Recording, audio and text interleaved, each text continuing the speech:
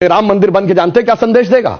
दुनिया का इतिहास भरा पड़ा है कि भाई भाई की गर्दन काट के गद्दी पे बैठा, बेटा बाप को मार के गद्दी पे बैठा। यह दुनिया को यह संदेश देगा कि एक ऐसा भी महापुरुष है, एक ऐसे भी भगवान है, एक ऐसी महान संस्कृति है जहां पिता के एक वचन के लिए संपूर्ण राज्य छोड़कर बेटा जंगल में चला जाता है। जहां जिसको राज मिलने वाला होता है वो खड़ाऊ रख के शासन करने लगता है, दूसरा भाई जंगल में चला जाता है। यह संदेश देगा। और दूसरा संदेश जानते क्या देगा?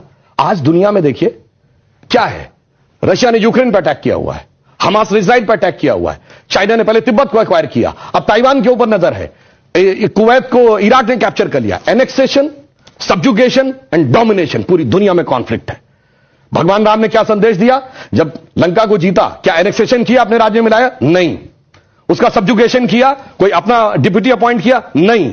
उसका कोई डोमिनेशन किया कि कोई उससे ट्रीटी रिक्वायर? नहीं।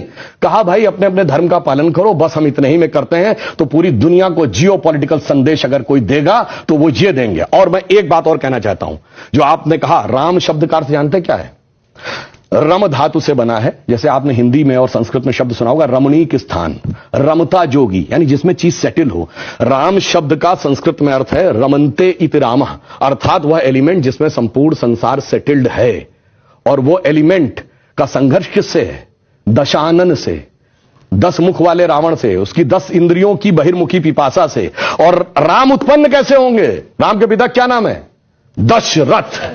तो 10 इंद्रियों को रखेंगे तब भगवान, तब डिवाइन एलिमेंट आपके अंदर उत्पन्न होगा। Extrovert tendency of all the 10 senses को डिस्ट्रॉय करेगा और धर्म स्थापित होगा। जब ये कहने लगते हैं ये राम वो राम, तो मुझे जानते क्या नजर आता है? वही बच्चों को एलिमेंट्री पढ़ाया जाता है 1 2 3, फिर आगे जाके वो फ्यूचर में एमएससी मैथमेटिक्स भी करता है, बैलिस्टिक इक्वेशन भी बताता है।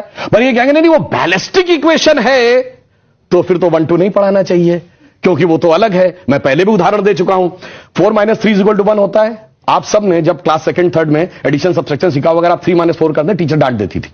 बेवकूफ ये नहीं पता कि 3 - 4 नहीं हो सकता, पर 3 - 4 होता है। -1 ये बताएंगे, -1 का स्क्वायर रूट होता है i, जो सारी बैलिस्टिक इक्वेशंस का मेन अंग।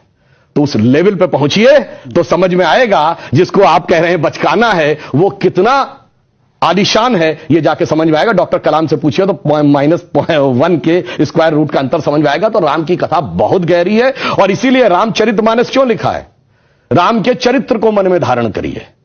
रावण हर चीज में राम से बड़ा था जब राम लीला कर रहे थे। वैसे तो वो ईश्वर है, हर चीज में बड़ा, पैसे में बड़ा, उनके बाद सोने की लंका, उसके बाद रावण रथी विरत रघुवीरा। अगर देखा जाए पावर में उनसे ज्यादा बड़ा, 10 आदमियों की ताकत उसको, उनसे बड़ा पंडित मुस्सा जोधा और ना कोई दूजा है। अपने शीशों को काट काट शंकर को मैंने पूजा। वो कहता इतने बड़े पुजारी तो राम भी नहीं थे। फिर किस कारण से वो हार गया?